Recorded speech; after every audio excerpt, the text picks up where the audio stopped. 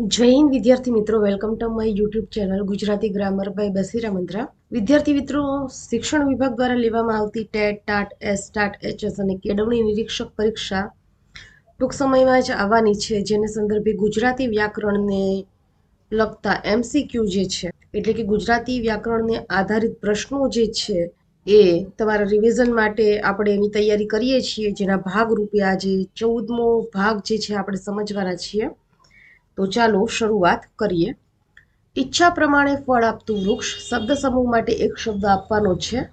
પરમ વૃક્ષ, બોધિ વૃક્ષ, કલ્પ વૃક્ષ અને અશ્વત્થામા. તો સાચો આન્સર જે છે એ આવશે વિદ્યાર્થી મિત્રો કલ્પ વૃક્ષ. આગળ જોઈએ, ઉત્પ્રેક્ષા અલંકારનું ઉદાહરણ શોધીને લખવાનું છે. તો ઉત્પ્રેક્ષા અલંકાર માટે આપણે બધા વ્યવસ્થિત રીતે જાણીએ છીએ કે જેમાં જાણે, રખે અને શકે જેવા શબ્દોનો સમાવેશ થયેલો હોય એ ઉત્પ્રેક્ષા અલંકાર બને છે. તો અહીંયા હૈયું જાણે હિમાલય એ શબ્દ જે છે, સોરી, એ વાક્ય જે છે એ ઉત્પ્રેક્ષા અલંકાર તરીકે આવશે. આગળ જોઈએ, કહેવતનો અર્થ લખો. મોરના ઈંડા ચિતરવા ન પડે. ઈંડા સુંદર ચિતરેલા જ હોય. હોશિયાર માતા પિતાના સંતાનોમાં કાંઈ કહેવાપણું ન હોય. મોર સુંદર હોય તેથી અને મોરનું ઈંડું ચિતરાઈ જાય. તો સાચો આન્સર આવશે હોશિયાર માતા પિતાના સંતાનોમાં કાંઈ કહેવાપણું ન હોય. આનો એક બીજો પરફેક્ટ અર્થ લેવો હોય વિદ્યાર્થી મિત્રો, તો એવું થાય કે માતા પિતાના લક્ષણો આપમેળે સંતાનોમાં ઉતરતા હોય છે. આગળ જોઈએ, અનભય શબ્દનું શિષ્ટ રૂપ આપવાનું છે. નિર્ભય, ડરપોક, ભયભીત અને કાયર. તો સાચો આન્સર જે છે એ આવશે નિર્ભય. આગળ જોઈએ, કરેલા ઉપકારને ભૂલી જનાર શબ્દ સમૂહ માટે એક શબ્દ. કૃતાર્થી, કૃતનિશ્ચયી, કૃતજ્ઞ અને કૃતજ્ઞ. તો સાચો આન્સર આવશે કૃતજ્ઞ. આગળ જોઈએ, મને બોલાવે આ ગિરિવર્તણા મૌન શિખરો. આ પંક્તિનો છંદ જણાવવાનો છે. હવે જુઓ વિદ્યાર્થી મિત્રો, અહીંયા 4 અલગ અલગ તમને આપેલા છે ઓપ્શન: શિખરીણી, પૃથ્વી, મંદાક્રાંતા અને હરિગીત. અને આ ચારેય ઓપ્શન જે છે બરોબર છે એ 17 અક્ષરના જ છે. અને અહીંયા પણ જો તમે ગણો ને તો 17 અક્ષર જ થાય. 1 2 3 4 5 6 7 8 9 10 11 12 13 14 15 16 અને 17. મેં તમને ઘણી બધી વખત આગળના વિડીયોઝમાં પણ કીધું છે કે મારી પાસે એવી કોઈ ફેસિલિટીઝ નથી કે હું તમને આ ગણીને બતાવી દઉં, પણ એટલીસ્ટ તમે તો જો જાણતા હો તો ગણીને જ પરફેક્ટ અર્થ લાવો. કેમ કે ઘણી વખત આપણે શોર્ટકટ કીઝ જે છે એ યુઝ કરતા હોઈએ છીએ. તો શોર્ટકટ કીઝથી શું થાય છે કે છંદ ખોટા પડવાની ભીતિ વધારે થાય છે. હાલાકી છંદમાં કોઈ પણ પ્રકારની શોર્ટકટ કી હોતી નથી. અને અહીંયા જે આપેલા છે તમને 4, એ ચારેય જે છે એ 17 અક્ષરના જ છે. પણ અહીંયાનો જે આન્સર છે એ શિખરીણી આવશે, કે શિખરીણીનું ગણસૂત્ર જે છે એ યમન સભ લગા બને છે. પછી પૃથ્વીનું જસ જસય લગા, મંદાક્રાંતાનું મભન તત ગાગા અને હરિણીનું નસમર સલગા. તો સાચો આન્સર તમારો જે છે વિદ્યાર્થી મિત્રો અહીંયા એ શિખરીણી છે. આગળ વધીએ, જગદીશે પતંગ ઊંચી કરી વાક્યમાં કર્મણી વાક્ય શોધવાનું છે. હવે એક બાબત વિદ્યાર્થી મિત્રો યાદ રાખવાની કે જ્યારે આપણને કર્મણી વાક્ય શોધવાનું કીધું હોય, બરોબર છે, અહીંયા તમે સેન્ટેન્સ આપી દીધું છે તો તમને સહેલું પડે છે. પણ જો તમને ડાયરેક્ટલી તમને કીધું હોય કે નીચેનામાંથી કર્મણી વાક્ય કયું કે કર્તરી વાક્ય કયું, તો એ થોડુંક અઘરું પડે છે. પણ એની માટેની બહુ સરળ વાત છે કે જે કર્તરી બનતું હોય એ હંમેશા કર્મણી બને છે અને જે કર્મણી બનતું હોય એ હંમેશા કર્તરી બને છે. અહીંયા જગદીશે પતંગ ઊંચી કરી, જગદીશે પતંગ ઊંચી કરશે, જગદીશ સાથે પતંગ ઊંચી કરાવી અને જગદીશથી પતંગ ઊંચી કરાય. તો સાચો આન્સર જે છે એ આવશે જગદીશથી પતંગ ઊંચી કરાય. જગદીશે પતંગ ઊંચી કરી અને ઊંચી કરાય એમ. આગળ જોઈએ, નીચેનામાંથી કર્તરી વાક્ય રચના શોધવાની છે. મહારાજે તરત ભાણું તૈયાર કરાવ્યું, મહારાજે તરત ભાણું તૈયાર કરવું, મહારાજે તરત ભાણું તૈયાર કરાવતા હતા અને મહારાજ તરત ભાણું તૈયાર કરતા હતા.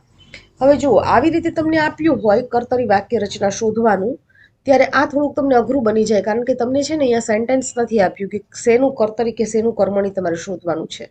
અહીંયા ડાયરેક્ટલી તમને સેન્ટેન્સ આપી દીધા છે. તો આવા વખતે શું કરવું?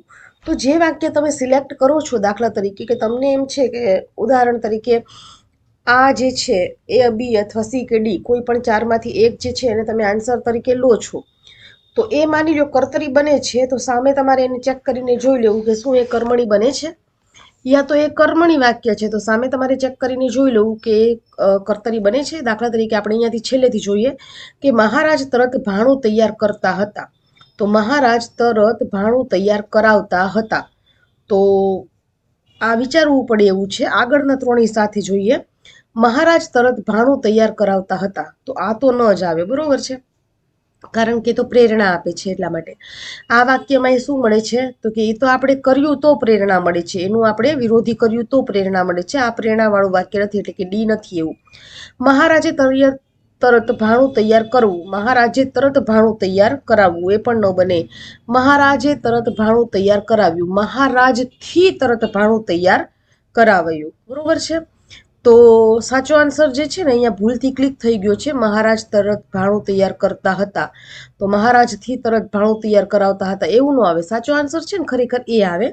આમાં ખોટી રીતે અહીંયા છે ને મારેથી એનિમેશન આપવામાં થોડીક તકલીફ થઈ ગઈ છે. સાચો આન્સર તમારો વિદ્યાર્થી મિત્રો અહીંયા એ આવશે. મહારાજે તરત ભાણું તૈયાર કરાવ્યું, મહારાજથી તરત ભાણું તૈયાર કરાવાયું, બરોબર છે. એટલે કર્તરી આપેલું છે અને એનું મેં તમને કર્મણીમાં થી મૂકીને પણ કીધું કે આવો આન્સર આવશે. અહીંયા હજી રિપીટ કરું છું કે અહીંયા ભૂલથી મારે એનિમેશન અપાઈ ગયું છે ડીમાં. ડી જે છે સાચું નથી, સાચો આન્સર જે છે એ છે, કારણ કે ભૂલથી ત્યાં મારે એનિમેશન અપાઈ ગયું છે, એટલે આન્સર એ બતાવે છે. આગળ જોઈએ.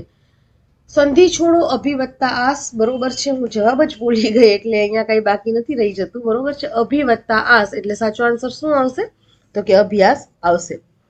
સબરસ શબ્દનો સમાનાર્થી શબ્દ જે છે તમારે આપવાનો છે.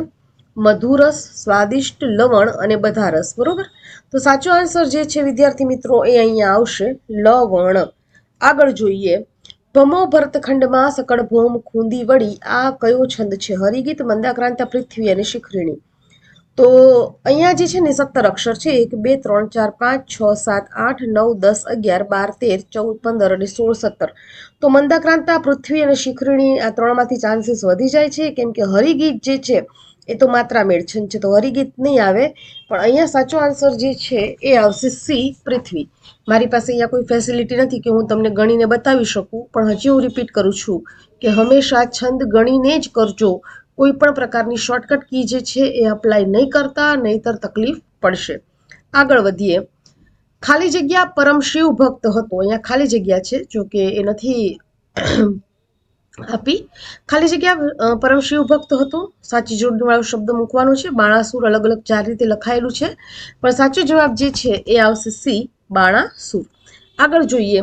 નીચે આપેલામાંથી કયો શબ્દ જે છે વિશેષણ તરીકે વપરાયેલો છે? ચોપડી, આરંભ, પાર્થિવ અને સંધ્યા. તો ચોપડી જે છે વિશેષણ નથી, આરંભ વિશેષણ નથી, સંધ્યા અને પાર્થિવમાંથી સંધ્યા વિશેષણ નથી, પણ પાર્થિવ જે છે વિશેષણ છે. દાખલા તરીકે આપણે કોઈને એમ કહીએ કે તેમનો પાર્થિવ દેહ જમીન પર પડ્યો હતો, તો દેહને કેવો કીધો, તો કે પાર્થિવ.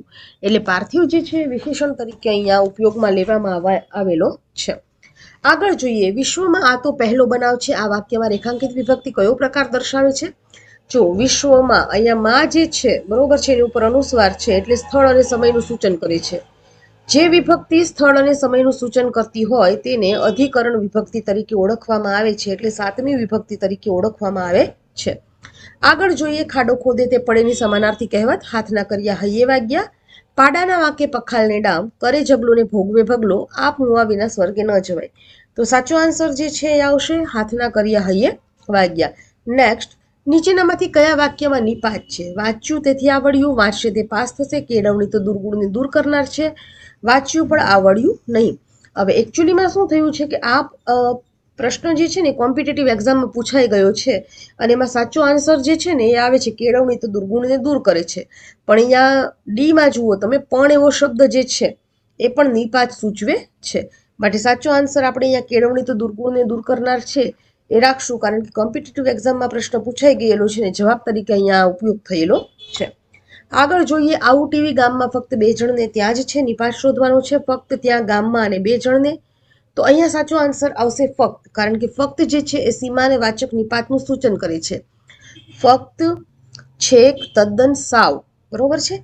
આ બધા શબ્દો શું છે, તો કે સીમા એક લિમિટ જે છે એ નક્કી કરે છે. આગળ જોઈએ. ઉપમા અલંકારનું ઉદાહરણ આપવાનું છે. છકડો એટલે છકડો એ તો અનન્વય છે. ફૂલો જાણે શોભે ગાલીચા, આ જે છે ઉત્પ્રેક્ષા છે. ડોહો હોટાની જેમ હાલવા ચાલવા લાગ્યો, તો ડોહાને કોની સાથે સરખાવવામાં આવ્યો? તો કે હોટાની હારે સરખાવવામાં આવ્યો. માટે સાચો આન્સર શું છે ઉપમા અલંકારનો? સી, ડોહો સોટાની જેમ હાલવા ચાલવા લાગ્યો. આગળ જોઈએ, વિલાસે પણ સફેદ વસ્ત્ર પહેર્યું હતું. આ વાક્યનું નિપાત જે છે એ શોધવાનો છે. હતું વસ્ત્ર સફેદ અને પણ, તો સાચો આન્સર જે છે એ આવશે પણ. બરોબર. તો વિદ્યાર્થી મિત્રો, થેન્ક યુ, તમે મારી આ સિરીઝ સાથે જોડાઈને રહ્યા. જેટલા પણ વિદ્યાર્થીઓ આપણા શિક્ષક વિભાગની નોકરી માટેની જે તૈયારી કરી છે એમને આ વિડીયો મોકલવાનું ભૂલતા નહીં. ફક્ત તમારી પૂરતો ન રાખતા, એમને પણ થોડું નોલેજ મળે એવા હેતુથી એ લોકોની સાથે આ વિડીયોને શેર કરી દો, લાઇક કરવાનું ન ભૂલતા અને ચેનલને સબસ્ક્રાઇબ કરવાનું ન ભૂલતા. જય હિન્દ, જય ભારત.